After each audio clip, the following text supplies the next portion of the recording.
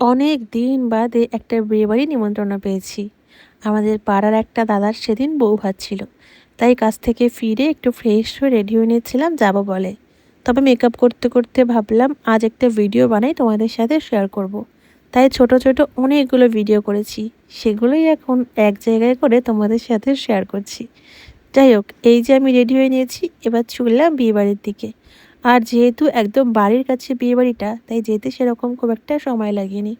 তবে ওখানে গিয়ে দেখলাম অনেক ভিড় ছিল।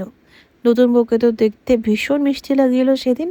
তারপরে নতুন বউকে গিফট দিয়ে চলে গেছিলাম একটু কফি খেতে। কফির সাথে এক প্লেট চিকেন পকোড়া নিয়ে আমি আবার চলে এসেছিলাম নিচে।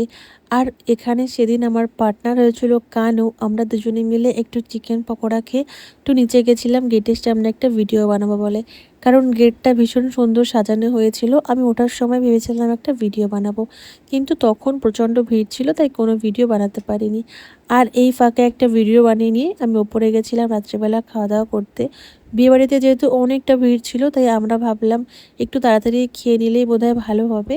তারপরে প্লেটে পড়ে গেছিলো চানা মশলা আর কচুরি, যেটার টেস্ট ভীষণ ভালো ছিল। আর তারপরে আমার সব থেকে যেটা প্রিয় খাবার, ডাল ভাত আলুর চিপস, আর তার সাথে এই গন্ধরাজ লেবুর গন্ধ, উফ, একেবারে অসাধারণ লাগছিল খেতে।